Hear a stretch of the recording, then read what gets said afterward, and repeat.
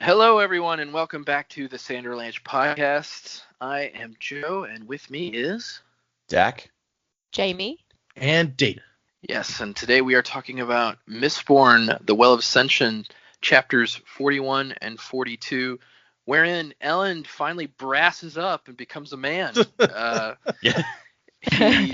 He talks over his troubles with Sazed and Tindwyl, and he finally decides that he needs to do something. So he gets up his courage and musters his men that are loyal to him to help try to protect the Ska from the deadly winter that is coming. Not like Game of Thrones, but it is a deadly winter that is coming. And then Not like Game of Thrones that you know of. Right, exactly. And then he travels to the heart of the Koloss camp and does some pretty badass stuff, but also kind of acts a fool. So that is where we are today. So hold on to something. The Sanderlanche is about to begin. Elders, tellers, keepers of the bottom, treasures of the dirt. Russian string, we scribble and sing and dig for the annals of the earth. And we try to keep a little beauty in the world. All that died, we keep it in our hands. Yeah, we got Elend going into the Koloss camp, which I believe Jaymee called like well ahead of time that he would have to have a sit down with the third leader of the armies. So that was impressive. What did you guys think of these two chapters this week? These chapters, I think with the exception of the Sazed Marsh portion, I think these have been my favorite two chapters in the book so far. They're all pretty much told from Elend's perspective, and we finally get to see him really just taking action as opposed to politicking. So I really, really like these chapters. Every piece of it, I just thought Elend made great moves.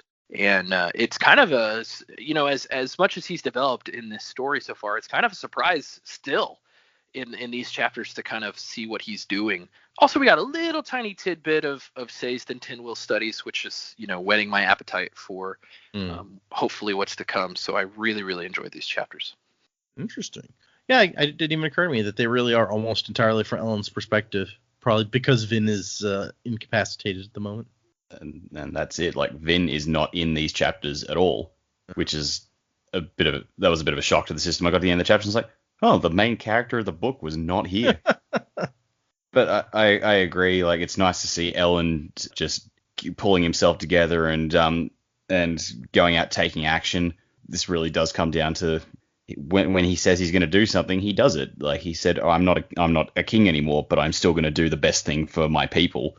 Mm-hmm. And so he's done that. No one asked him to do it, and he put himself at great risk to do so. So I'm gaining a lot of respect for Elend across these chapters and the last few that we've done. And his conclusion to the Koloss camp when he just fucking murders one of them and the others are looking at him and he just goes, he ate my horse. I'm like, oh man, you are fucking killing it, sir. Literally killed it. Yep. Which was kind of a shock to me. I'm like, I can't believe you just survived that, dude. That was impressive. I mean, yeah, like, he's been in combat before and he's been fairly useless at it, and now he just takes down like a fucking troll. Right.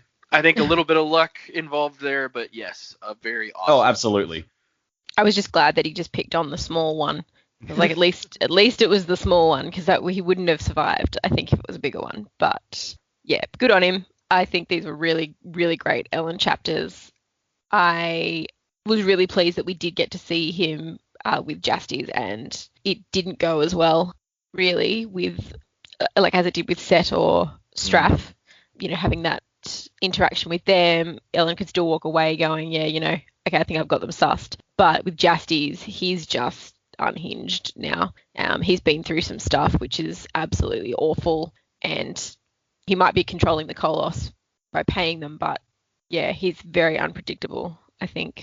And especially for it to end in a fight was like, woo, all right. But yeah, no, like Elend, I'm really pleased that he's still fighting for what's good, and he's possibly got more scope to do right by people now that he's not the king. And I think I'm still pretty firm on he will eventually get the throne back, because he will be doing more to help the people now than even he was ever able to before. So he might not have the Assembly's backing, but I think he'll have the people's backing, and that will I think that will go a long way in the long run. No, that makes sense. I mean, the Assembly do get to pick the king, but who knows what's going to happen before the end of this, right? So. Yeah, well, they do now, but, maybe the Assembly will get wiped out or something, and then the people will look to Elend.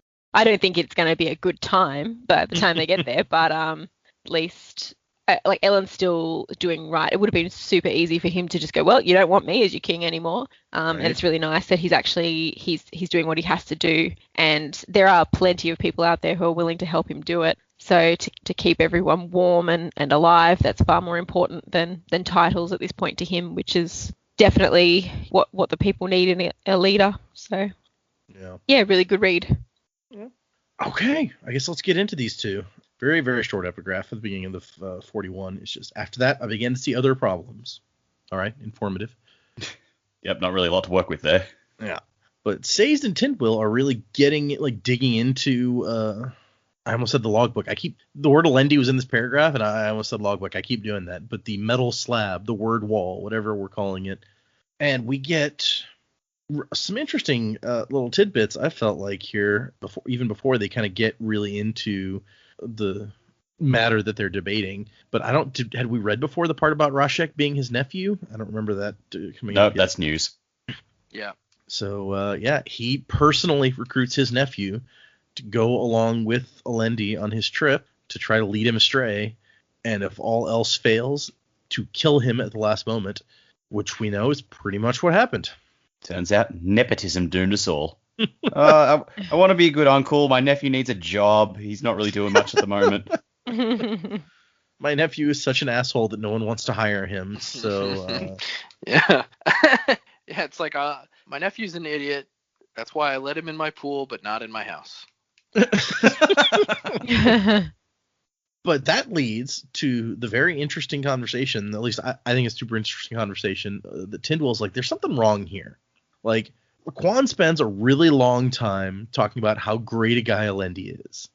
And then at the last minute, he's like worried that he's going to take the power for himself, so he sends someone to kill him, and not just someone to kill him, but someone who we know is, and that Quan knew, is like a hot-headed asshole, basically. It doesn't seem to make sense on the face of it. And they don't really come to a conclusion about that. They're like, yeah, that's kind of weird. And then they take a break. So what did you guys think of this discussion? It definitely made me think about it more, I guess, than I thought about it before. We spent a lot of time reading that logbook going, this doesn't sound like the Lord Ruler. It really, it doesn't sound like the person who would take over. And so obviously we learned that it wasn't the Lord Ruler's logbook. But are we also making assumptions that the logbook was written by Elend-heavy, or was that confirmed? Because I know that they're talking about, this doesn't sound like the guy that they're trying to stop. Was it written by someone else, or was it written by Elend-heavy? I think that Sazed has definitely concluded that it must be the same guy in this chapter, because it may have been the very beginning of this chapter, actually, where he's like, he's not named in the logbook, but it really seems like the same guy. Yeah. And I mean, I guess in the logbook he is talking about things that he's had to do, which he didn't want to do. And we were looking at it from this guy's a tyrant and he never wanted to do that, but somehow he's ended up here. It's like, what actually happened to him to make him feel like he had to do things that were awful as well? So there's a piece of this puzzle that we are missing. Like, Sazed and Tintwill are completely right, but what exactly it is, it's really hard to sort of pinpoint. Yeah, that's fair. There's definitely stuff here that we're not being shown. But of course, it's stuff that happened 1,000 years ago, so that's how history works, I guess. Yeah. I guess it probably comes down to what actually happened at the well, what needed to happen there, like what Elend-heavy was supposed to do, what Rashek did instead after killing him, whether it was what was actually meant to happen or not. Because they talk about, it doesn't have to be any specific person because Rashek did it and he wasn't the hero. I'm like, well, did he actually do it right? Did he do something else? We don't know. We still have no idea what happened up there, and I think that's going to be the key to this all. Like, what happened at the well? If we're supposed to believe, though, the mist is the deepness, then the deepness wasn't defeated, and the hero of ages is supposed to defeat the deepness. Defeat, not hold Push off. back. Defeat. So we know that whatever the hero of ages was supposed to do, Rashek still didn't do. He did something, but it wasn't what is actually supposed to happen. And Quan's fears and thoughts are coming well before they actually made it to the Well of Ascension anyway. So something's happened even before they've gone off on that journey for Quan to go, oh, no, this didn't work. Like, I always sort of thought it was on because when we were seeing it from Elend-heavy's point of view, when they were up in the Terrace Mountains, that's when he started to figure out something was wrong. But Quan, like, set him up. It's like, okay, well, Rashek's not actually taking you there at all. So something's happened before that. Yeah, and we're also, I feel like at this point, Tin Will and Sazed, and even us as the readers, we're also presupposing that everything that Quan is writing is the truth. That's true. That he is not coloring the story, especially now that we know that Rashek is his nephew. How easy would it have been for Rashek, who's now the Lord Ruler, to tell Quan, like, okay, you're going to write this, and Elend-heavy's going to be the bad guy, and I'm going to be the person, you're going to say Elend-heavy was not who was prophesied, and I'm the person that took control because that was what needed to be done, because this person was a fake. That's a good point. Like, Rashek could have just leaned on him. Yeah, because I mean, what do they say? They say history is written by the winners, So it's like Rashek's telling Quan to write this out and put it to stone and say, and that's maybe why Quan is grandstanding so much on a wall, saying, I was the one who said he was the prophesied one. I'm the one who said all these things, and I gained from it, and I realize now that what I did was wrong. And he's kind of making it very clear to anyone reading this that he was wrong about Elend-heavy, when maybe that's not the case. Maybe Rashek put those words in Quan's mouth. Now, Quan and Elend-heavy, I guess, even from the logbook, had some kind of falling out, but we don't know for sure that everything Elend-heavy's writing is the truth. That's a good point. You've blown my mind. It might all be lies that we've been reading this whole time. No, seriously, I was just like, I have never considered this, but everything you're saying makes sense. It's like, holy shit, like, that could be it. This is on the wall somewhere that is really important to the Inquisitors, who are led by Rashek. They're going to have something that's going to, effectively form their religion. If the Lord Ruler was meant to be this hero of ages and they wanted that sort of hidden, and as far as everyone else was concerned, he was the hero, you would want a story written to match that. That's true, but this story still doesn't quite match that. I mean, because what Quan says here, and like Joe said, we don't know that any of it is necessarily true or even correct. Like, it could be true what Quan actually thought, but he could be wrong even 1,000 years ago. But what he says is that he doubts Elend-heavy will give up the power at the Well of Ascension for the greater good. He says he's worried that Elend-heavy will take the power for himself instead of giving it up, because apparently, according to him, you're supposed to give it up. That's how it's supposed to work. You're not supposed to be tempted by this power and keep it for yourself. And it seems pretty clear from the Lord Ruler's the story that he wrote of how this all worked and his whole religion, that Rashek did take the power. We know that he had godlike powers enough to create even new species at some point. And it says his religion says that he got the power at the Well of Ascension and used it to defeat the deepness, blah, blah, blah. So they hang together, kind of, in the Quan saying you're supposed to give it up. It looks like Rashek took the power, and even Rashek's religion says he took the power. He just doesn't say that, hey, I wasn't supposed to do that. Yeah, true. It's like that whole really bad villain thing. It's like, I said I would give the power back. I never said when. But yeah, it's true that we don't. I mean, there's really maybe no way for us to know what actually happened, because Elend-heavy and Rashek were the last two up there, and they are both dead now. So at the well, who knows what actually happened, unless we find like a book written by the Lord Ruler after the fact where he admits to all of the things that he did. This may be the closest that we get to. Yeah, and what you're saying actually, I think, puts a hole in my theory, because I doubt Rashek would be like, yeah, right, that Elend-heavy should have given up the power, because then that's going to look bad on him. So that probably doesn't exactly fit with what Rashek would want the narrative to be, but who knows? Yeah, and even if you're not 100% right, you are right that we don't know for a fact that everything he's saying is correct, regardless of whether it was actually, Rashek making him write something or for some other reason. Maybe Quan has his own reasons to not be honest here, right? But anyway, this is a really interesting and kind of deep question that gets just left open here. And Seize is like, I don't know, maybe it's just because we see these events with the clarity of them having already occurred. Which, yeah, that's always a problem. Yep. And then they decide there's no way for us to judge at this point, really. Tyndall feels like she doesn't even have information. She can't judge a guy without knowing the context of his life, she says. She's used to biographies that tell you all about a guy. So they decide to take a break. No, I think Seize wants to take a break, or Tyndall wants... No, Seize wants to take a break, and Tyndall says no. Yeah, I think you're right, because it gets into a discussion about how they don't have time. Things are getting worse. She's just like, I can feel that some bad stuff is going to go down here. And Seize is like, no, yeah, you're right. Let's keep looking for this context that we need. A storm is coming. We cut to Elend, who is standing out contemplating everything that's happened, watching the koloss and all that. And he gets in a discussion with Damu about, now that you lost the election, you're still going to join the church and stuff. And Elend's like, yeah, I promised I was going to do this, so I promised you dedication, and you shall have it. Again, he's just like, I've said I'm going to do something, so I'm going to do it. Like, I have a lot of respect for people who follow through on shit like that. Even when Damu's just like, you don't have to, dude. It's okay. Honestly, when it comes to a religion, it's kind of like, if I'm a priest of this religion, I might be kind of like, I don't know, if you don't actually believe in our religion, I don't know that I necessarily want you going through with this just because you said you were going to, but I don't know. Damu doesn't actually say anything, so who knows what he's thinking, but... And he's contemplating himself and Vin, and he's like, she seems different lately.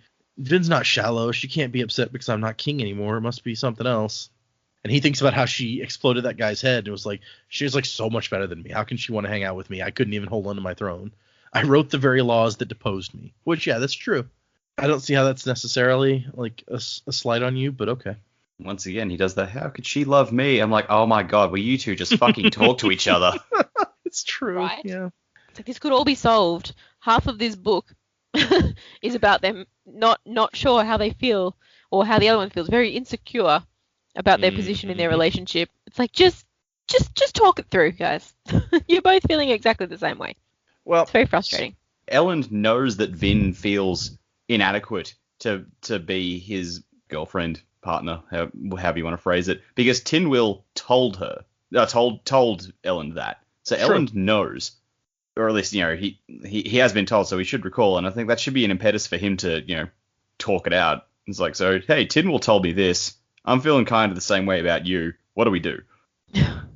So he addresses this a little bit in the annotations, and he says, Elend does, however, completely misunderstand Vin here. I know it's a bit of an overused plot device, the man misunderstanding the woman and the woman in turn misunderstanding the man, but the truth is we write about it so much because it's so true. When my wife and I were dating, we each had the toughest time deciding if the other was interested. We were both terrible at interpreting each other, even though we both wanted the same thing, though we managed to get through it and get married.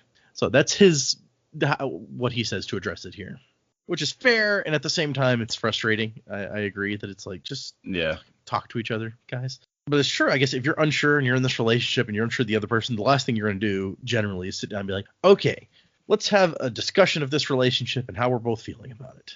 Like, who does that? I guess.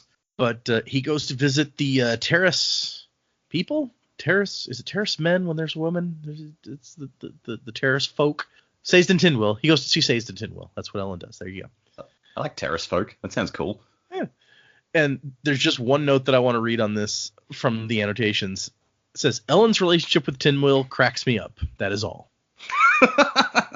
So he comes in. That. Yeah. They do have a great relationship. He comes in and Tinwyl's immediately like, Elend, what is your purpose in bothering us? You've already proven your incompetence quite soundly. And he's like, excuse me, this is still my house. If you insult me again, you will find yourself ejected from the premises. And Seize is like, wait. Let's not. Seize is my favorite worm from Futurama. Well, wait a minute, man. But Ellen's like, no, it's fine. She was just testing me to see if I had reverted back to my previous state of insultability. They really do have a fun relationship.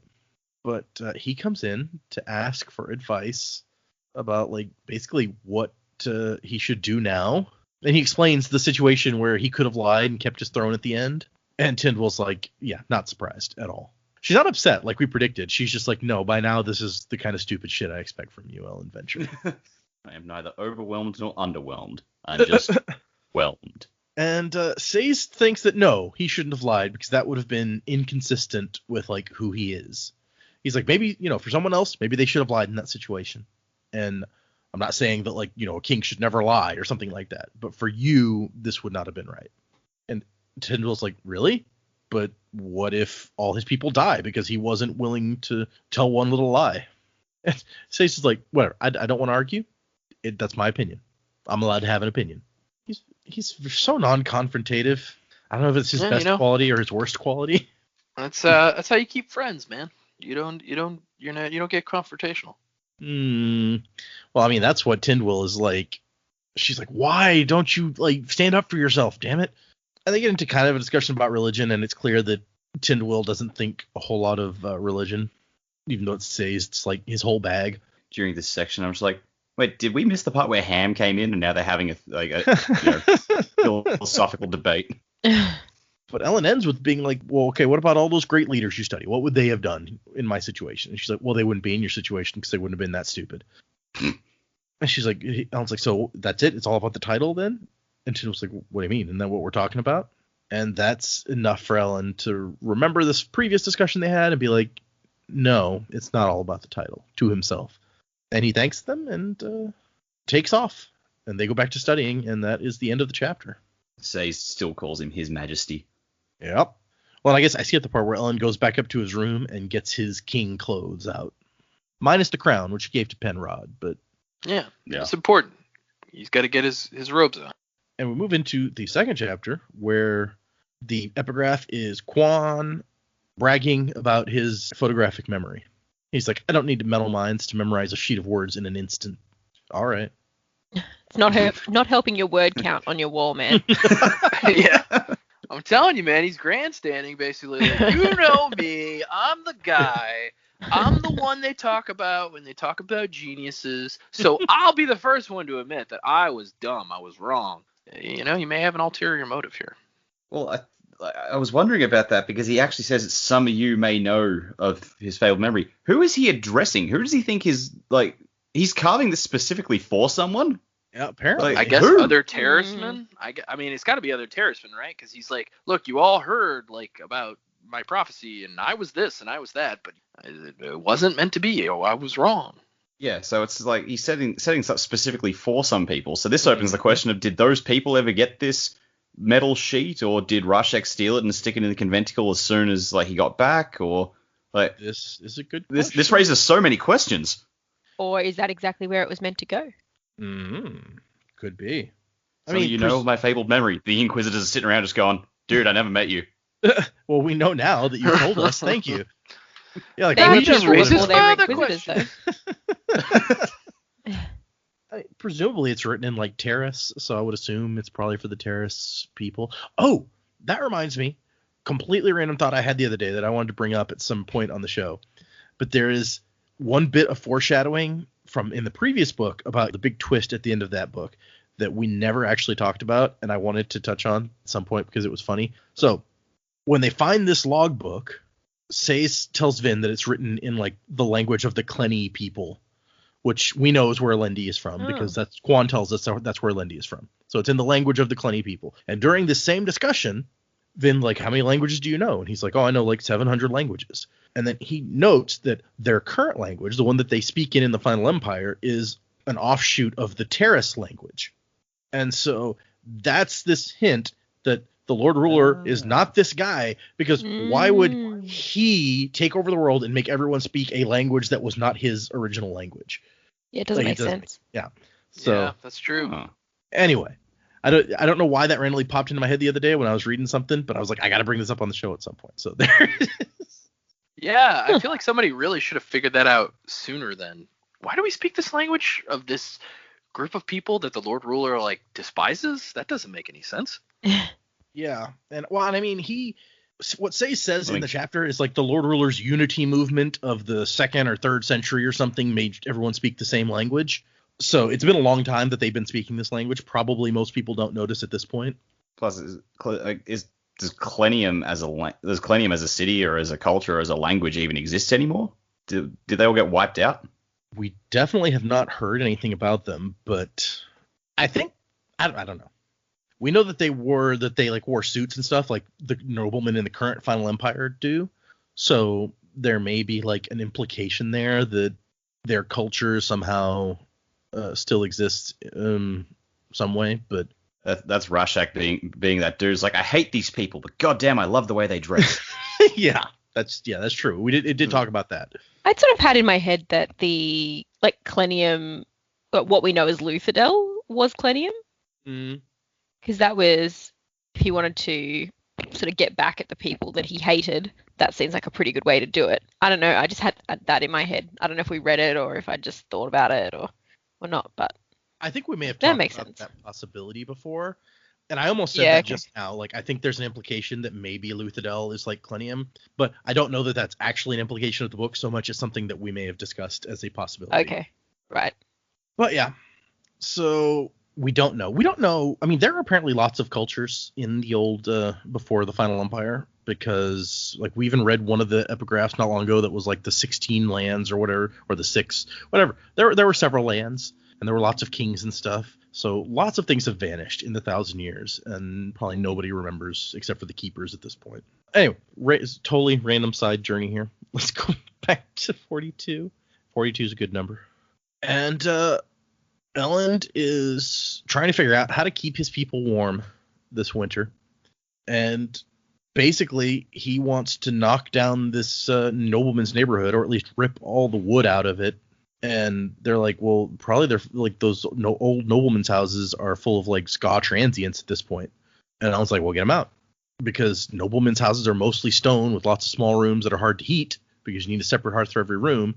Ska tenements may be depressing, but they are designed to be heated more easily to keep everyone from freezing to death. So he's like, we need to move them, and we need to rip all this wood up and use it for fires to keep everybody warm, which is a good plan. Nobody's using those houses, so you know. Yep. And we Yep. meet Goradel again. I'm sorry, were you gonna? Oh, I was gonna make a dumb joke. It's fine. I was Okay. gonna say, as Bender would say, that's using your ass. And I'm sure you guys remember Goradel from the last book because it specifically outlines what he did in the last book here. Yes. But him and Elend are old buddies at this point, kind of, sort of. He's like, yeah, after I left the Lord Ruler's army, I joined your army because it seemed like the thing to do. Hmm. Like, are they really old buddies? Elend had to take a minute and remember, hey, wait a minute, we did that thing one time. That thing one time, exactly. He met him one time, but it made an impression, so. Well, it's not every day someone helps you get into the Lord Ruler's palace so you can assassinate him. Yep, this is true. Although I guess really they went in to rescue Vin, and then Vin decided to assassinate. Well, But yeah, true. Big day. Big day. A lot happened. yeah. And Damu's like, should we really be ripping down all these buildings? Won't the king have a problem? And Ellen's like, nah, Penrod's not going to care. He's busy trying to get a bill through the assembly to give the city to my father. It's fine. So that's come out. Yeah. So I guess everyone knows now. Maybe Vin did tell him and we just didn't see it. Or maybe, I mean, if he's putting a bill through the assembly, then it's probably kind of obvious what they want. Although Elend is an assembly member, he should be there voting, right? He's missed meetings before, and it cost him what are they going to do? Take the crown away again? Well, I assume he doesn't want the city going to his dad, so maybe he should be throwing his vote in against that. I don't know. Maybe they threw him off the assembly. Could be. His dad's probably going to kill him if he takes over the city, so it's probably something he should try to avoid. Oh, and then we find out a little more about the poison problem that was going on. And we find out from a guy named Felt, who I don't know if you might remember from the last book. He did make an appearance. The name rings a bell, but I can't for the life of me think where was it? So Felt is the head spy of the group that Elend borrowed from his dad to follow Vin, and he's the one who comes back and reports, hey, the terracemen went into like this thing, and we think it's a Ska underground hideout. And so, he was one of Venture's spies. Right. And he's still doing some good spy sneak-in sort of work, where he's figuring out how they're poisoning stuff. We found out that there's pass walls that people can pay for passage in and out of the city, which Elend is completely flabbergasted by. So they went into the river, and there are gates under the surface of the river keeping people from moving in and out through there. But apparently someone had cut the locks on these gates and was swimming in and out and then replacing them when they left so that it didn't look suspicious. Yeah, more to your point before, it is very funny. Ellen's just like, you mean they specifically left the city when I specifically asked them not to? Not everyone is a good person, Elend. Not everyone does what they say they will do, or does what they're told. Oh, they don't listen to the king. What a shock. Like he tells Felt, no, don't just replace the locks with new ones so that they'll be basically stuck when they get down there. And Elend is like, man, this guy's good. I should probably get him to work finding that Kandra spy later, assuming that Felt was not the spy himself. Wouldn't that be interesting if they just introduced, 66% of the way through the book, this completely new character? Well, not completely new, because he did appear in the last book, but, like, a guy we haven't seen except once in 2 whole books, and they're like, it's this guy after all. He's the Kandra. That would be a bit disappointing. Yeah, no, it would. Yeah, cue Kevin Sorbo on that one. Turns out the dog was the mastermind. Why Kevin Sorbo? Disappointed! Okay. Come on, you're better than that, Data. I'm just sitting here thinking of Hercules. Yeah, that is what that's from. It's like an outtake from Hercules. Okay. Apparently I'm completely blanking on this thing. Yeah, look it up on YouTube. Disappointed, Hercules, Kevin Sorbo. Okay. It's a thing. I used to watch that show and Xena a lot. Those were good times. Those were filmed in like New Zealand or something, I think, weren't they? They were. Well, Lucy Lawless is a New Zealander. Yeah, she's from New Zealand. Yep. And I think she was like an extra on like the first or second episode of Hercules, and she was like so good that they were like, oh, let's make a show with this lady. She was like, I think she was just like, week.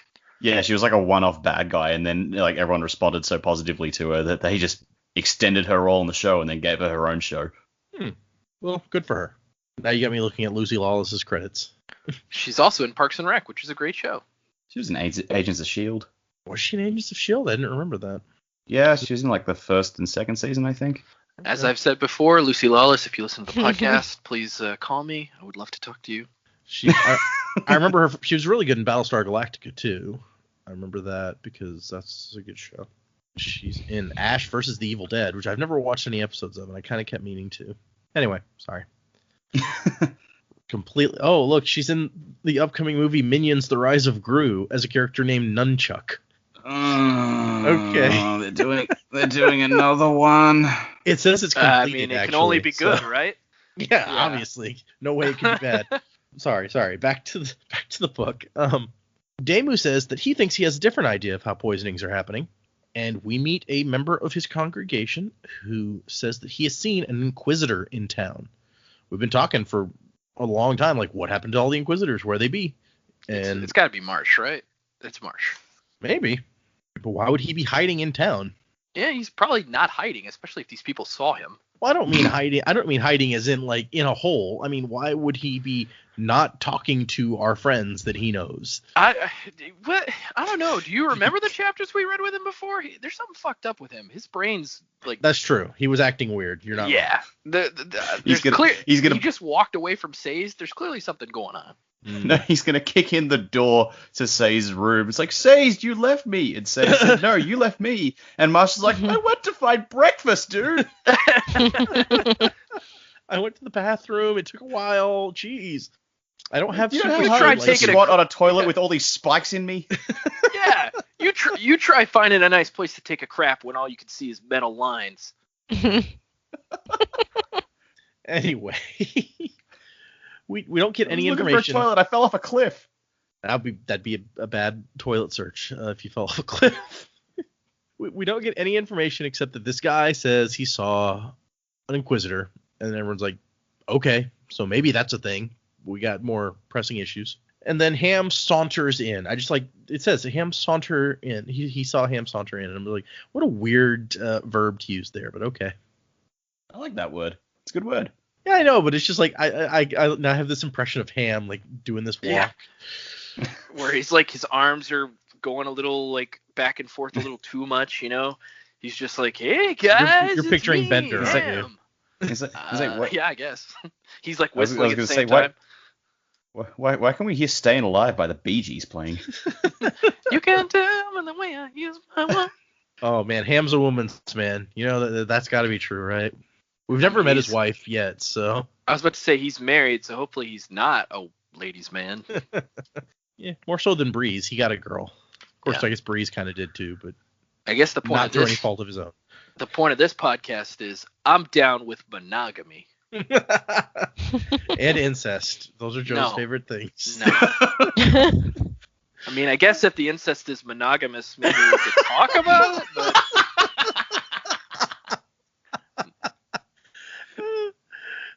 Anyway, Ham is not a fan of uniforms, and he's like, "Oh, you're back in uniform, huh, Elend?" And he's like, "That's too bad. Nobody should have to wear a uniform." and I love this turnaround Ellen does. He's like, you know, Ham, really, you always wear vests. That's kind of like wearing a uniform. And he's like, wait, what? No way.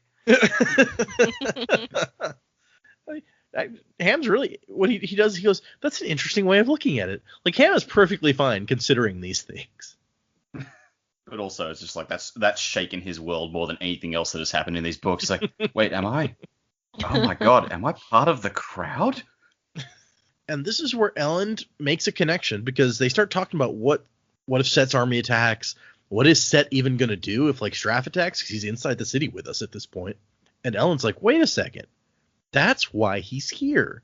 He intentionally left himself without options. Because if Straff attacks now, then Set's armies will basically have to fight on our side. Because he's tied himself in with us at this point. And Ham's like, well, that's desperate. And he's like, yeah, it is desperate. He's desperate for some reason. So he's basically created an alliance against Straff, whether or not they want the alliance. Which, I don't know. Hey, I'm totally on your side. We didn't ask for you. Well, you got me anyway. I don't know if Elend's making too big a logical leap here. What do you guys think? Like, is that what Set is up to here? I mean, I don't think it's too big of a logical leap, especially from what we know of Set's behavior kind of moving from place to place. He's almost got like a Napoleon vibe. It's like he's conquering all these places, but he's not really able to keep them once he's out of those places. Yeah. So it's one of those things where he's desperate to grab at the most power he can get. And so for whatever reason, I guess his desperation has led him here to the seat of power during Lord Ruler's time, because he thinks, well, if I can get the central dominance, if I can get that, then I can hold that, and then that'll make me the best and me the strongest. And I really don't think he thought his unless he's some mastermind that hasn't been exposed yet, I really don't think he thought his plan out very well. But again, that just plays into my feelings about Set. I don't like Set. I don't think he's very good at what he's trying to do. So honestly, I don't think that leap is too much to ask for, because Set strikes me as the kind of guy who's going to hide behind the biggest bully in the playground. Yeah. Okay. No, I think like with his mad dash to get here, like conquering stuff and then just immediately running, like moving on from them and heading to Luthadel saying, I'm here for the Adium. I need the Adium. I'm like, are you running from something? Is there something coming behind you that you're just like trying to get in behind other people? Like, and I'm just like, it could be more Koloss. It could be the Mist. It could be the Inquisitors. We don't know. But it's like once Elend said that, I was like, he's using you guys as a shield. He's running away from something. He's just like, he conquered places purely to get them out of his way, so he could keep running to where he thinks the Adium is, because he thinks that'll save him. So we thought that he was being very straightforward earlier, at least Elend did, about everything he said. But maybe Set's got some wheels within wheels going on. Yeah, and I mean, again, do you really trust the guy that's like, I'm up front? I'm telling you, I'm putting it on Front Street. This is what I want. Do you trust that guy? Because, I mean, he's telling you, he's making a big deal out of telling you that this is what I want and this is what I'm going to do. I mean, really, there's always another secret, right? Well, he did say in that meeting, he's like, no, I'm not honest. I'm just blunt. Yeah. So that was probably the most honest thing he said. But this particular little scene ends with Elend being like, hey, Ham, got a question. How insane are you feeling at the moment? Oh no. Because this his plan is a little bit insane. Which now that I think about it, you guys, especially Joe, when Set showed up in the city, was like, "This is stupid. Why would he do this?" And so maybe now we have an idea of why Set would do something that stupid. But Elend does something probably even more stupid than that. I was really hoping that it was, I know it wasn't because that's not the tone of the book. But when he asked Ham if he was, how insane was he feeling, I'm like, it'd be awesome if the next scene they were just like sledding down a mountain, like, yeah. You want to go penguin sledding with me, Ham? Yeah, exactly. Ham was like, how does this help the people? And Elend said, it makes me feel good. It doesn't help anyone but me. And it says Ham easily found them a suitable paywall to get out of the city. And it's like this little old lady running this wall, this like secret passage or something that lets you out of the city. I'm not even sure how this works, honestly. I got a serious Witch from Hansel and Gretel vibe off of this lady. Well, Ham seems to like her. Yeah, I don't know. It was just weird. It's like, yes, give me money. I'll let you through the wall. I'm just like, this seems like a trap. There's gonna be an oven on the other side of that wall. Ham even said that she gave him sweets when he was a kid. Yep. That is very, you're right. That's very Hansel and Gretel, which, okay. But it's like, how's this lady making money? Well, she takes money off people trying to get out of the city, and then she sells their body to the butchers. We got some Sweeney Todd shit going on. Sweeney Todd, yep, that's what that sounds like. Just sit in this chair, and I'll get you out of the city. It's all good. But she thinks that they're trying to run. And he's like, no. I want you to leave someone here to watch for us to come back. I have some business with one of the armies. She's like, well, none of Granny's business. For 3 clips, I can find a grandson to sit out here for a few hours. Lord Ruler knows I have enough of them. I like her. She's fun. And Ham says that, when he was a kid, like, she used to give them sweets, but it was just a really cheap way of getting some quiet yet well-targeted publicity for her pass wall. And everyone's like, oh, man, you grew up in Luthadel? And he was like, well, yeah, duh. On the streets like Vin? Not like Vin. I don't think anyone grew up like Vin. Nobody grew up like Vin. I mean, man. Yeah, Vin had a very special experience. And Ham's kind of worried that Elend might want to shut the place down. And Elend's like, I don't know, why? I'm not king anymore. What do I care? And as they go, he's thinking, my old nobleman friends would have tried to talk me out of this. Or why did I surround myself with people who had been loyal to the survivor? It's like they expect their leader to take irrational risks. Yeah, I was about to say, I don't know that this crew is an upgrade from his old friends, but after we see Jastes in this chapter, he definitely went with the right group. Because that guy went, really lost it. If I don't come back, tell Vin what happened. And Ham says, sure, I'll tell her. Then I'll proceed to remove her daggers from my chest. Yeah, Vin would not be happy. Vin would be pissed. But apparently, Elend is like, he saw koloss once before when his dad made him go out and see some that lived or were stationed near their home city of Urteau. I don't know how you pronounce that. It's like, I thought Urto because it's the same spelling as the end of plateau. Yeah, no, that makes sense. For some reason in my head, it's Euretria, which is not at all how it's spelled. So I don't know why. But anyway, he rides his horse out to see the koloss because that's what you do. And he comes up to some of them and he's like, take me to Jastes. And they're like, They tell him to get off his horse and he's like, take me to Jastes. And the koloss is like, okay. The book said the creature would either do as commanded or simply attack. So I guess he got lucky. If that was a coin toss, it came up heads for him. He's good. It's a pretty big chance. Imagine if he's ridden out there and they went, I don't like you. Gone. Yeah. I immediately regret this decision. Mm-hmm. This was poor choice. Vin, save me, Jeebus. But then he has a very strange conversation with the koloss, who are now wearing random bits of clothing that are clearly not their size. So most of them have have them wrapped like bandanas, like pants or shirts just wrapped around their arms or heads like bandanas. And the koloss says, we are not koloss. You think we are koloss. We are humans. We will live in your city. We will kill you and we will take it. So that's nice. We is people now. It's a bit scary. Yeah. I get a real cavity creep vibe off these guys. We make holes in teeth. We make holes in teeth. And then, of course, the koloss start fighting. Like, one of the little ones jumps the big one, the leader, and kills him. And it's just like, he was never a good leader. That's his excuse. But just out of fucking nowhere. It's not like he said something and the guy said, "You're a terrible leader." It's just like, just turned to him and was like, "Actually, you know what? Fuck you." Yep. Random murder. I would not want to be hanging out in this camp. I'm just saying. I don't know that Jastis has made a good choice here. And he gets off his horse and throws the reins to one of the humans that's stuck in the middle of the camp. And he's like, "Take care of this." And he tells the guy that you can announce me, but you got to get to the tent before me because I'm not slowing down for your ass. Just I'm important. You're not. So, and Jastis lets him in, and we find out that he's I don't remember if it came up when Sazed was there, but Jastis has been drinking a lot and the hard stuff too. Elend's like, that is not dinner wine. That is something very clear. And Elend accuses him of being a tyrant, and Jastis says that he's not a tyrant. Your father is a tyrant. I am just a realist. And Elend's like, really? The middle of the Koloss army is a realistic position? All right. And apparently, he tried to institute Elend, like the ideas that they'd had and discussed, he tried to put them into action in the Southern Dominance, and it did not work out for him like it did for Elend.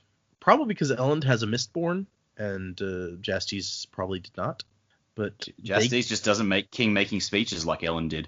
Well, yeah, there might be that too. He didn't speechify it the right way. I trusted my allies rather than crushing them into submission. And do you know what they did? They killed everyone. Because that's what you do when you take over.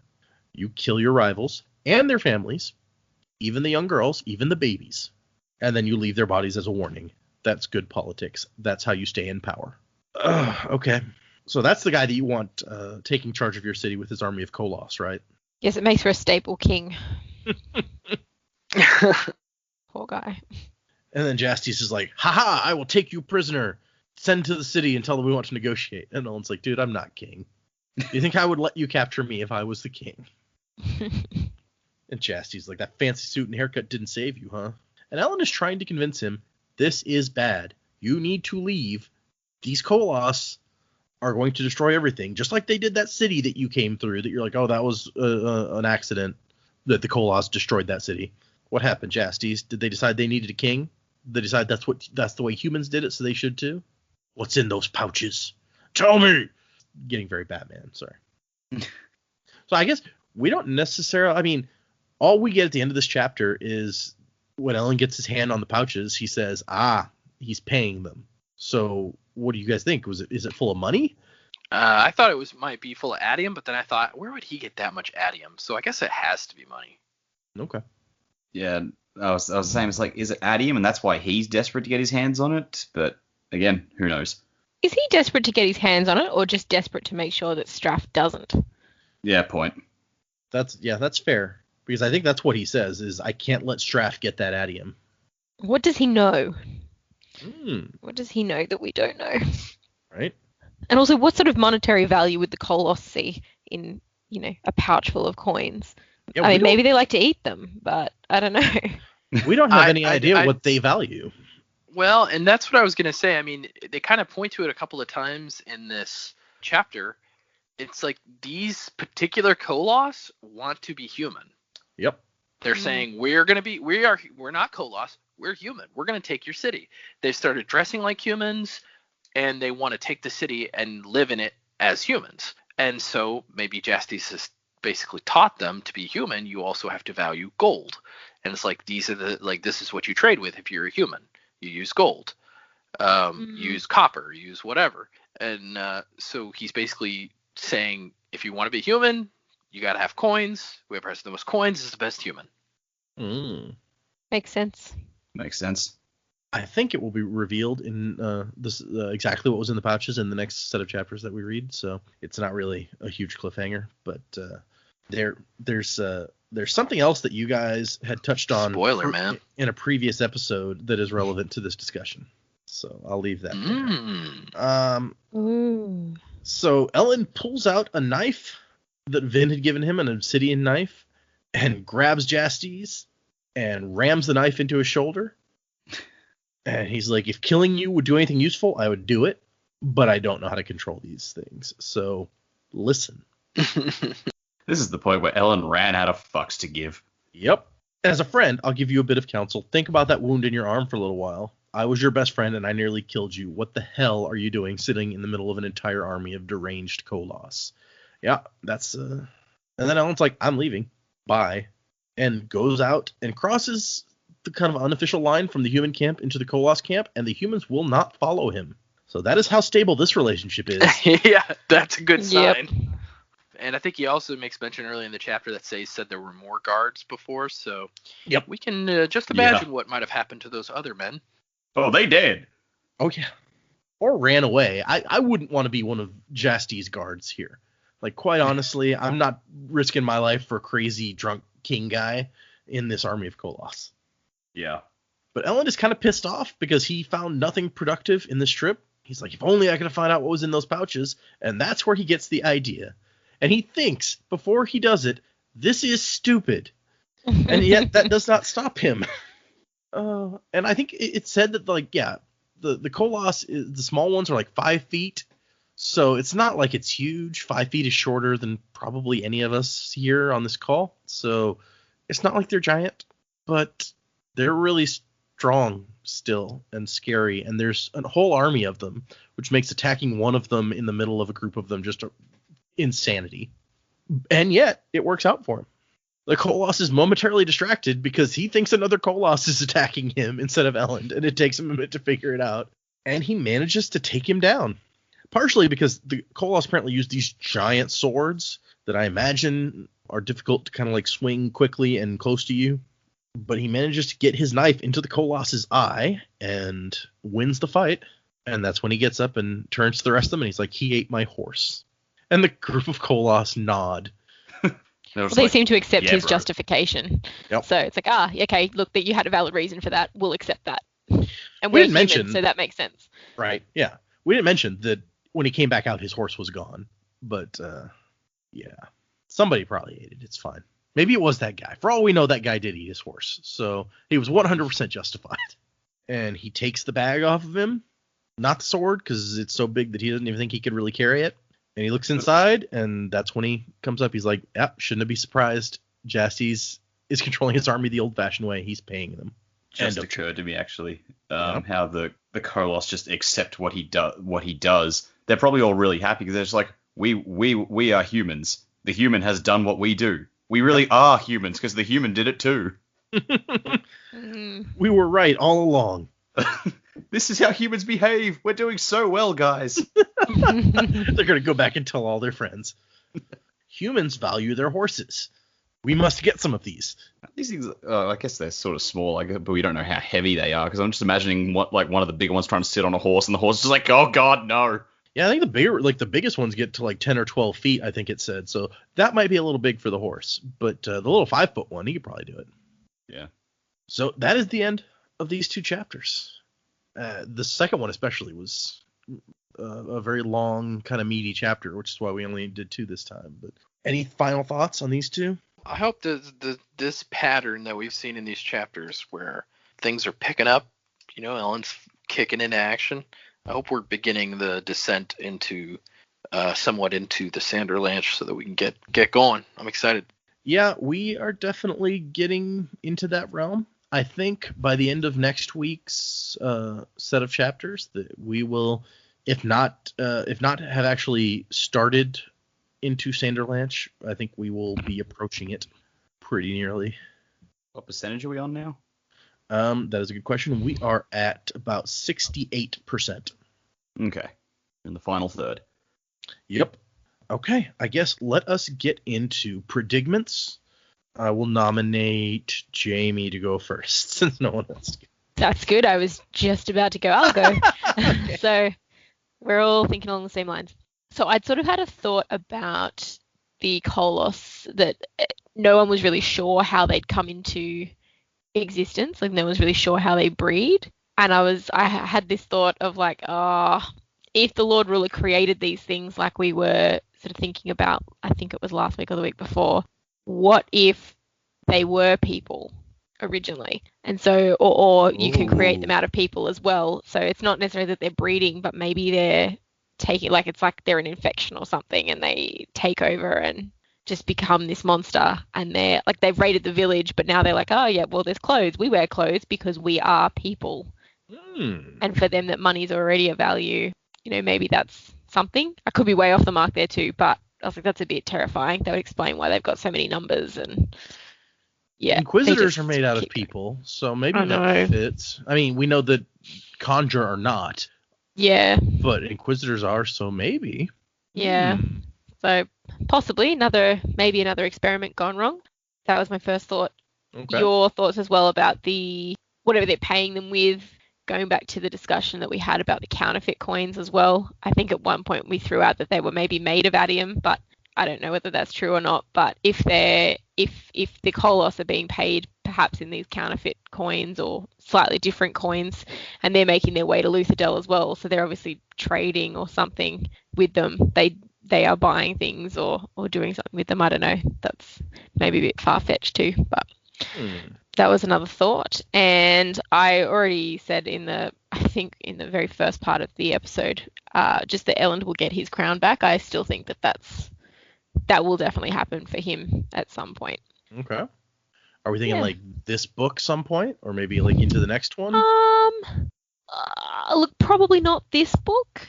Okay. I think it's probably more likely that if we go to the well, that he would sort of come with Vin, especially while he's not king, and maybe he has to do something there, and he'd come back and be king. Yeah, maybe in the next book. Okay. Fair enough. That's all I've got. Okay. Joe, what do you got? I don't know. I feel like just going on another rant of fake predictions like I did that one time.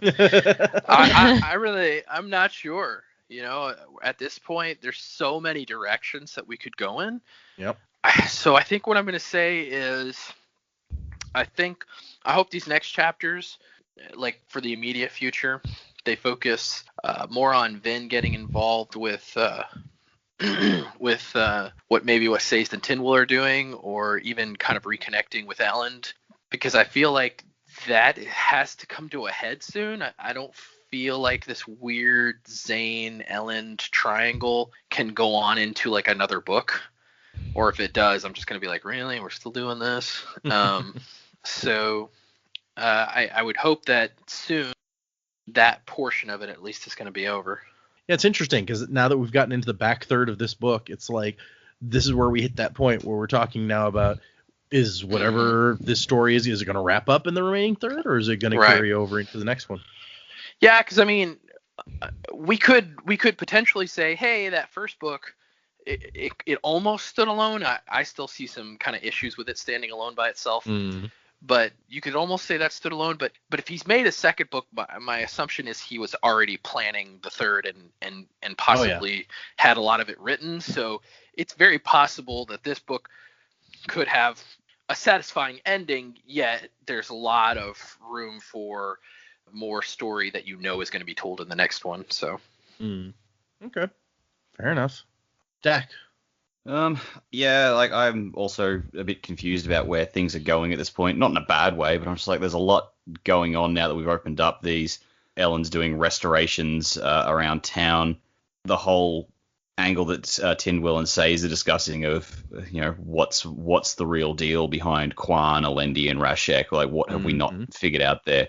So the big prediction I have that spun out of that is, I mean, you said earlier the only people who know what went on up there are Rashek and Elendi, and now they're both dead. And I got to thinking, are they though? I mean, Rashek I think is, but now I'm wondering, it's like, are they going to get up there and find that Elendi managed to get some sliver of the power and that has kept him alive all these years, or is he going to be like something that forms in the mist, or is I get the feeling we haven't seen the last of Elendi now.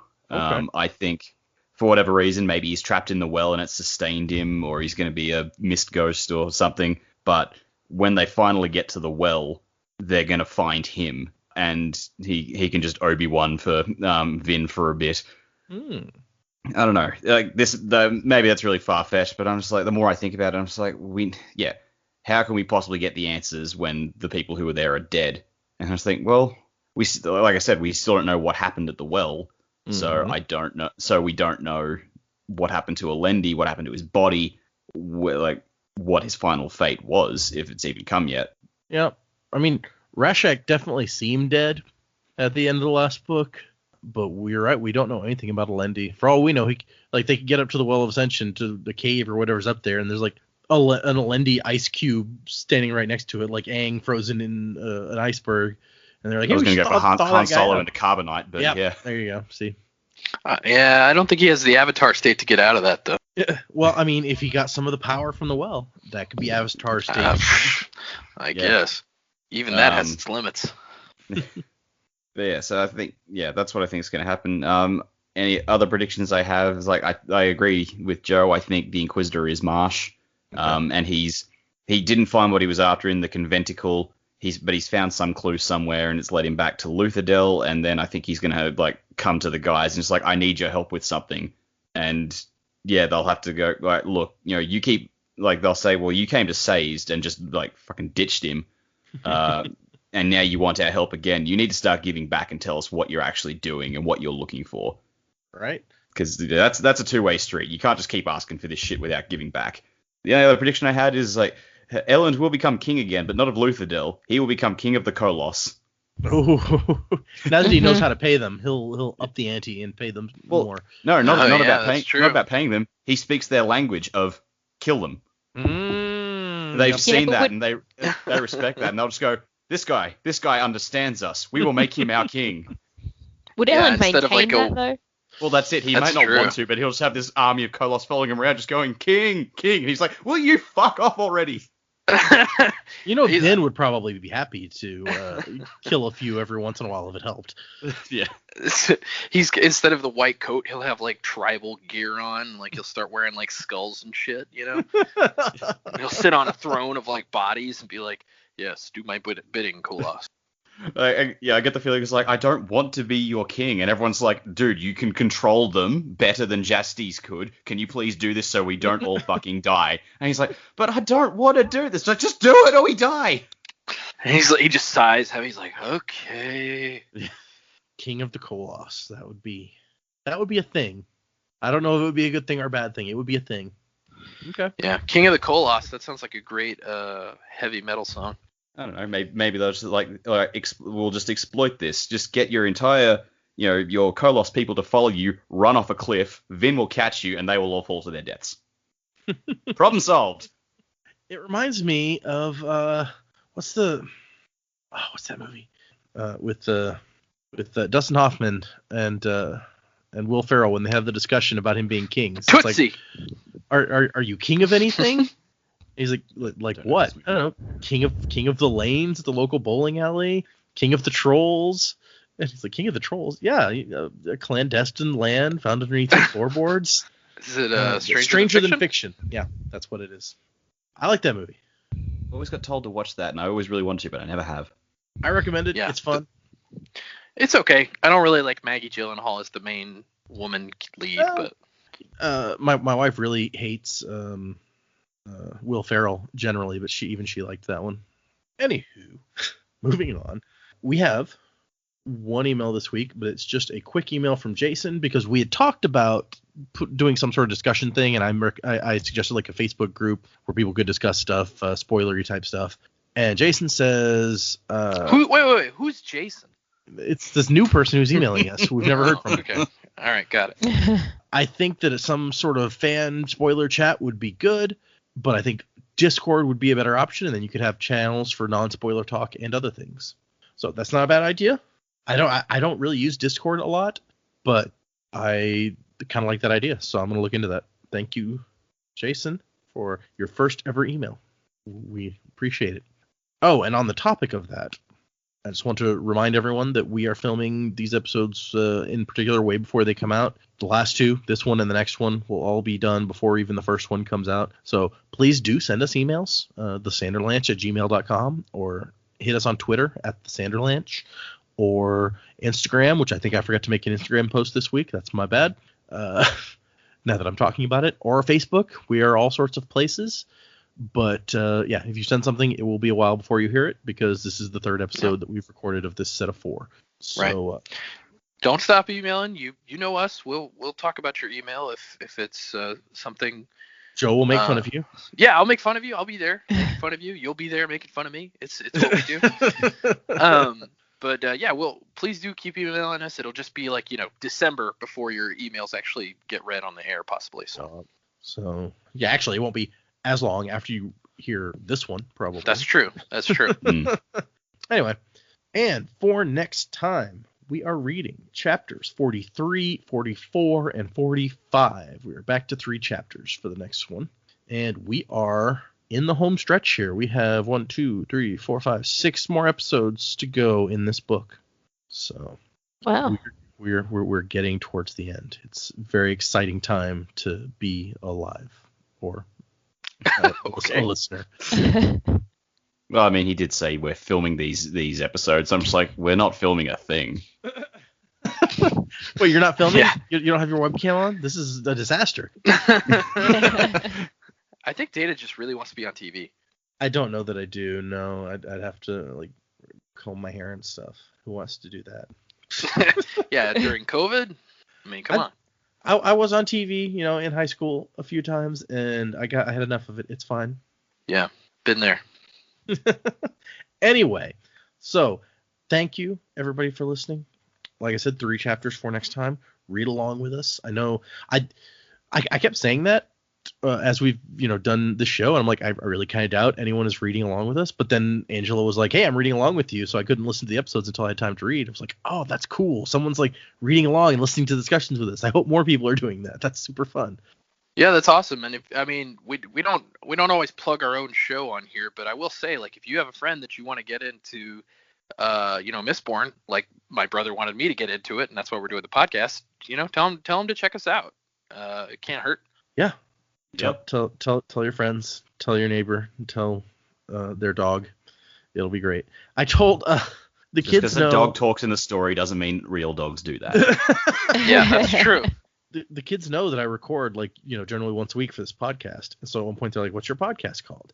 And I told them. And then the next day they're like, hey, I followed your podcast on my iPad. And I was like, well, you haven't read these books, and you aren't gonna, I don't know, for the 8-year-old especially. I'm like, I think that maybe Mistborn's a little bit adult for you with the talk of raping ska women and such. But oh yeah.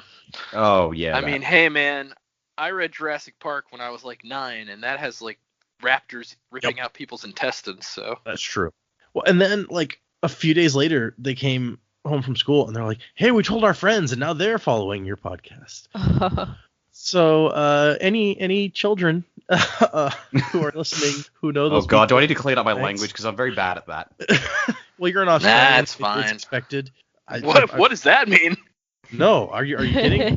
You gotta. I've heard so many stories about people to go to Australia, and they're just like, yeah, everyone's just swearing constantly, and Well, years ago, a bunch of my friends went to a friend, a bunch of us traveled to Canada for a friend's wedding. It was a town called town Regina in Canada. Apparently, with all the wedding guests, the town population doubled overnight or something. So all the guys are at the pub, and they were just talking, bantering as they do. And one of them would just get up and just go, "Oi, dickhead, you want another drink?" And they just go, "Yeah, thanks, fuckwit."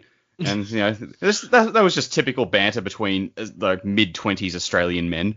And the Canadian people were just like, "Are you guys actually friends?" They're so polite. They're just like, "Hey, can I get you a drink? Sorry that I didn't ask before." I heard one thing from I think it was Barb from Rooster Teeth when they went for a convention in Australia, and they were they'd been hanging out with fans, local fans, and so they were just kind of in this mode of speaking with, because Rooster Teeth fans skew very young, teenagers and maybe young 20s for the most part. So they're hanging out with these fans, and they get into this just mode of talking. Then they go to the convention, and right before she goes on stage, somebody's like, hey, it's a family convention, so if you could watch the language, whatever. And she immediately just gets up and she's like, oi, you, bad words that I won't say, because she was just in this mode of in this mindset. Yeah. And immediately realizes what she's done and is horribly embarrassed, but it was too late then. Oh, good times. Yeah. It's too late. Anyway, we've gone vamping because this is gonna be a shorter than usual episode. I mean, we only did 2 chapters, and I think maybe the thing is that these chapters themselves are, well, there's a lot of stuff in them. Like the whole discussion between Sazed and Tinwyl, it kind of boils down easily. When I went past it, I was like, this discussion boils down to this. What do you think? So we didn't dwell as long as we otherwise might have. It's fine. You know, sometimes you get a shorter show. Well, I like the shorter episodes because I edit them. Jim- So Yeah, I mean, like Did we Mandalorian. used to do episodes for like 45 minutes? Mandalorian was the 3rd episode is the shortest one so far, but I liked it a lot. don't spoil it. I haven't watched it yet. It just All came I out said today. was that I liked it a lot. Calm down. Well, they're talking about it in like that Facebook chat that we're both in, and I'm just like, shut up. Oh shut yeah, up, shut up. I honestly don't go in there anymore because I know they're just gonna talk about stuff. So originally, my plan for this show was that we would try to have episodes that went to right about an hour. An hour is where I thought would be a good time. And then it very quickly, before we got like a third of the way through the first book, it became clear that with the amount we were reading and how closely we were looking at it, an hour and 30 minutes was much more realistic a time frame to try to cut these down to. So that's how when I'm editing, I try to maintain it at around an hour and a half. If we get past that, then I'll look for stuff that's like, well, here's like a 10-minute discussion that's mainly me talking and other people aren't contributing that much, and it doesn't come back, isn't relevant to the overall episode, so I'll cut out like that. But if there's not something like that, then that's when the episode ends up being an hour and 45 minutes or something, because I'm like, nope, this is all gold. I don't want to cut it. Well, you know, and as a listener, I don't know about the listeners of our show, but as a listener of podcasts myself, if it's a podcast I really like, when I see a 2-hour or longer episode go up, I'm excited. I'm like, wow, this one must be really good because they went for a long time. Yeah. You know. Yeah, that's fair. That's the way I am too. You make a good point there, because I listen to only a couple podcasts that I like enough to listen to regularly, so I'm always excited when there's like a long episode. Anyway, thank you everybody for listening. We appreciate it. Send us emails, send us tweets, like and I almost said subscribe. I was gonna say retweet and like, but none of that makes that much sense. So anyway, we're very insecure, and I don't know if anyone likes us, so please. Yeah.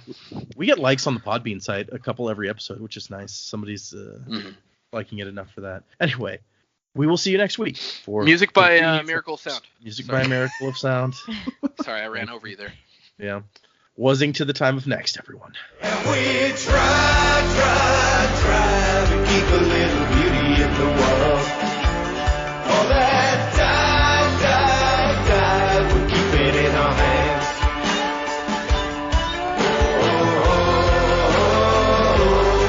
We are the maiden boys. We are the we keep it in our hands.